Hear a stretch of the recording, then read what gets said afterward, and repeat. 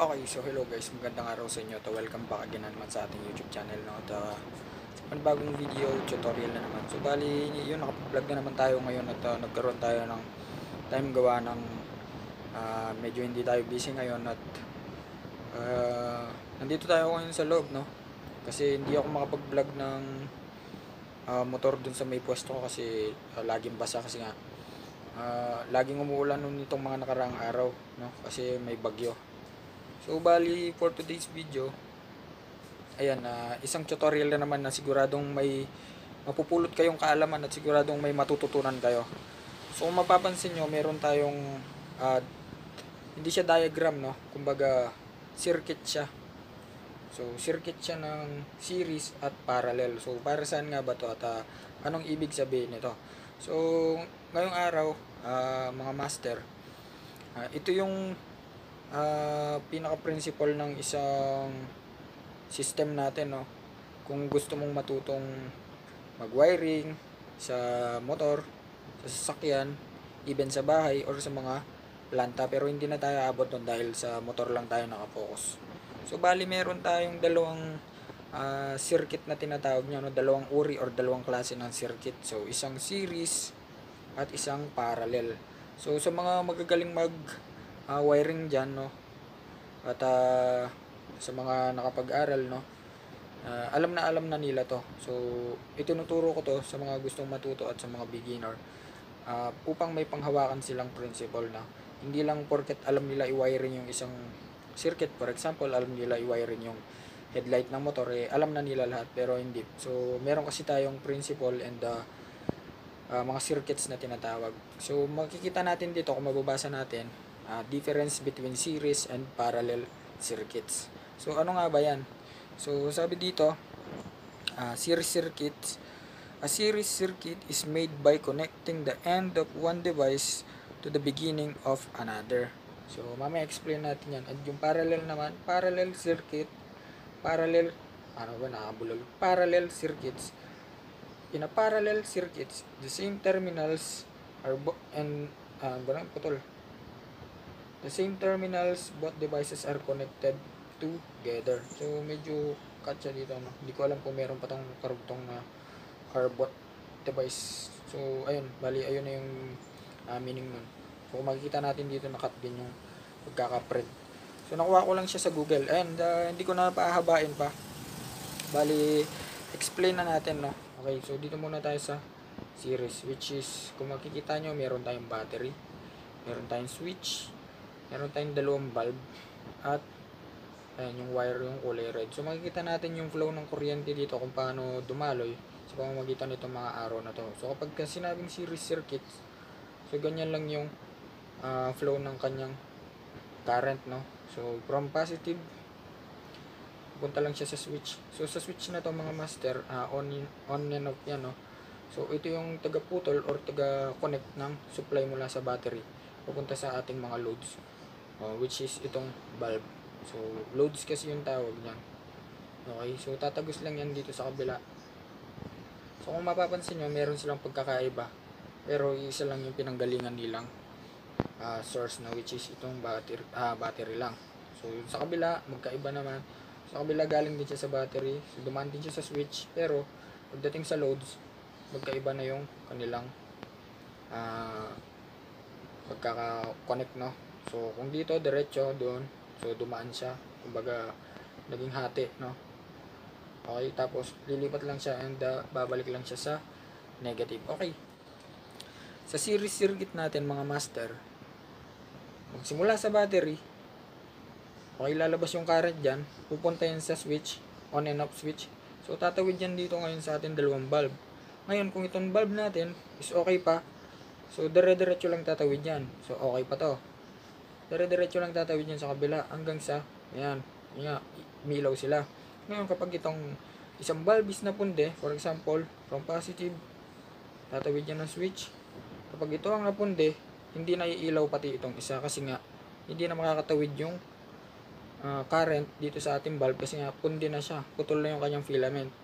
So ang mangyayari, pundi na yung isa hindi pa, pero dalawa silang hindi na aandar. So ganun yung series circuits. Ngayon dito naman sa parallel, So kung makikita nyo, from positive, tumawid siya ng switch. So dadaan siya. Ngayon, kahit na mapundi yung isa, dahil hindi sila connected, so kahit na mapundi na ito ay may source pa galing doon, so doon pa rin siya dadaan at lilipat lang siya sa kabila. Kahit mapundi yung isa is aandar pa. No? Okay, so sa gamit nito mga master, halos sa sasakyan natin or sa motor, parallel yung ginagamit. Pero depende pa rin sa design ng building, no? Pero itong series, sa pagkakaalam ko, madalas gamitin to sa mga planta kasi nga continuous running yung planta natin kasi kapag yung isang machine is may nasiraan, automatic mag-i-stop yan. Then mag-i-stop din yung kabila kasi nga connected lang yung dalawa na yan. Kumbaga, mag-i-stop yung production ng kabila, pati yung kabila kasi nga may problema dun sa makina na yun. So, kumbaga, ginawa ko lang example yung planta, no? Pero marami pang mas magandang gamit itong circuit, series circuit. Okay, dito naman tayo sa parallel. So, naituro ko na yung difference niya, no? So, kapag ito napundi, hindi na tatawid dun sa kabila kasi nga pundi na yung filament nun. So, kapag itong kabila naman ang napundi, tatawid pa rin. Kasi, hindi sila iisang source, no? Kumbaga, nag-cut na gumawa ng dalawang source dito. So, napakadali lang naman intindihin ito. Ito yung pinaka main principle ng ating electrical wiring sa pagdating sa mga motor. Hindi porket marunong ka mag-wiring ng ganito, alam mo na. So, dapat alam mo rin pang hawakan yung principle ng isang circuit, no? Okay, so ganito, kapag nakikita kayong ganyan, battery, mga components, isang battery, switch, so diagram yung tawag dyan, no? Okay, circuit kapag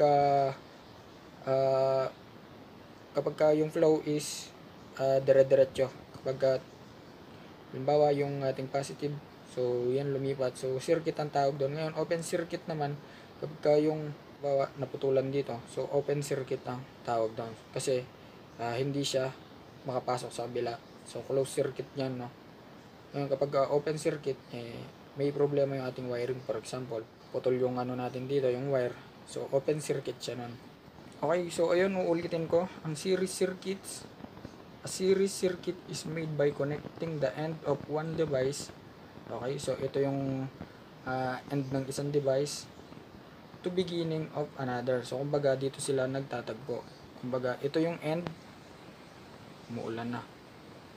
Ito naman yung beginning. So ayan, hindi ko na pahabain. So ayun, no. A series circuit is made by connecting the end of one device to the beginning of another. So kapag ito ay napundi, for example, busted yung filament natin, no, hindi na rin aandar to kahit na ito is okay pa. So ganun yung flow ng series. Kumbaga hindi na siya tatawid talaga kasi nga pundi na yon. At the same time, kumuha lang siya ng source dito sa may end, papunta dito sa beginning. So ang parallel naman, parallel circuits, in a parallel circuits, the same terminals of both device are connected together. Okay, so sa madaling salita, kahit na mapundi itong kabila is okay pa kasi magkaiba sila ng pinagkuhanan, no? So kumbaga walang pakialamanan tong parallel. So ganun lang kasimple yung circuit natin, no, or yung principle ng wiring ng ating mga motor, sasakyan, or bahay. So kumbaga darami lang ng darami yan kasi gawa nga ng maraming ilaw yung ating bahay, maraming ilaw yung ating motor, at the same time maraming switch. Sa napakasimpleng principle na to, yung matututunan na natin kung paano yung flow ng isang buong circuit. Okay, so bali hanggang dito na lang mga master, no. So sana may natutunan kayo at kung mahilig kayo sa mga ganitong video, pakipindot na lang yung subscribe button, pindutin mo na rin yung like at share, at huwag mo kalimutang pindutin yung ating notification bell para updated ka sa mga ating bagong upload. So ayan, ingat tayo lagi kasi may bagyo. So ride safe.